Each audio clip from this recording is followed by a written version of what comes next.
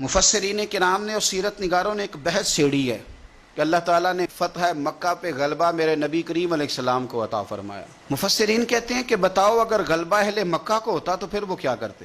اگر خدا نہ خواستہ ان کی طرف معاملات جاتے تو کیا حال ہوتا؟ اب حضور آئے ہیں مکہ مکرمہ کے اندر فاتح بن کے۔ کئی دفعہ نہ سکھ بھول جاتے ہیں، دکھ نہیں بھولتے۔ کسی کمرے سے آپ ڈر گئے ہو نا کسی وقت، تو آپ دوبارہ جب بھی اس کمرے میں جائیں وہ ایک چھوٹا سا خوف ضرور محسوس ہوتا ہے۔ کسی بندے نے تلخ بات کی ہو نا تو وہ پوری طرح بندہ اس کو بھلا نہیں سکتا، کبھی نہ کبھی وہ بات دوبارہ یاد، وہ بندہ سامنے آئے یا وہ مقام ہی سامنے آئے۔ تو اہل مکہ نے تو کوئی کسر نہیں چھوڑی تھی، قریش نے رعد کر دی تھی۔ اب سرکار گھوڑے پہ بیٹھے ہیں اور سارے ہاتھ باندھے سامنے کھڑے ہیں، تو ساری چیزیں میرے نبی پاک کے سامنے، لیکن ذرا میرے محبوب کا صبر دیکھنا۔ پوچھا جا رہا ہے کہ یا رسول اللہ آپ کیا سلوک کریں گے؟ تو حضور نے کیا فرمایا؟ فرمایا وہ سلوک کروں گا جو جناب یوسف نے اپنے بھائیوں کے ساتھ کیا تھا۔ حضرت یوسف نے کیا سلوک کیا تھا؟ جناب یوسف علیہ السلام کے بھائیوں نے تھپڑ بھی مارے، کنویں میں بھی پھینکا، بیچ بھی دیا۔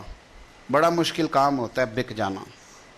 کسی شہزادے کی بولی لگے مصر کے بازار میں، اور یار اس درد کو سمجھو، کسی کے گھر کی بولی لگ رہی ہو تو عورتیں تڑپ اٹھتی، کسی بندے کی بولی لگ رہی، اتنی تکلیف سے ہی حضرت یوسف نے اب بادشاہ بن گئے۔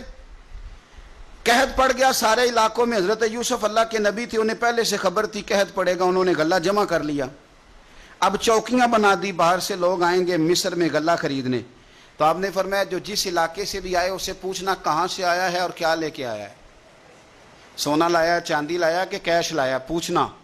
لیکن فرمایا جب آئے نا کنان کے لوگ، بھائی بھائیاں دے ویری ہوندے پر بھائی بھائیاں دیاں باواں، اگر کنان کے لوگ آئے نا یعنی بھائی آئے، ان کو تو نہیں نا بتایا فوجیوں کو کہ بھائی آئے، فرمایا اگر کنان والے آئے نا تو یہ پوچھ لینا کہاں سے آئے ہیں، اور اگر وہ کہیں کنان سے آئے ہیں تو پھر یہ نہ پوچھنا کیا لے کے آئے ہیں، ان کا پردہ قائم رکھنا۔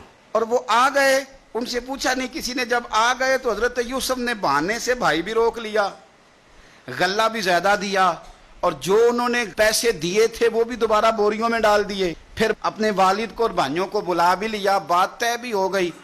تو اب بھائی گردنیں جھکا کے کھڑے تھے، یوسف ہمارے ساتھ کیا سلوک کرنا ہے؟ تو کہا کچھ بھی نہیں کرنا، تم میرے بھائی ہو۔ میرے رسول کریم صلی اللہ تعالی علیہ وآلہ وسلم نے فرمایا مکے والوں تمہارے ساتھ وہی سلوک کروں گا جو جناب یوسف نے اپنے بھائیوں کے ساتھ کیا تھا۔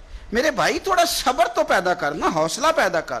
پہلے حضرت یوسف بھائی تھے، اور جب جناب یوسف نے معاف کیا تو پھر بھائی سجدوں میں گر گئے، پھر کیفیت اور ہو گئی۔ اس زمانے میں سجدہ تعظیمی جائز تھا، تو وہ تعظیم کرنے لگے۔ جب آپ نے صبر ہوتا ہے تو لوگ آپ کی تعظیم کرنے لگتے ہیں، آپ کی عزت بننے لگتی ہے، آپ کا وقار بڑا ہوتا ہے۔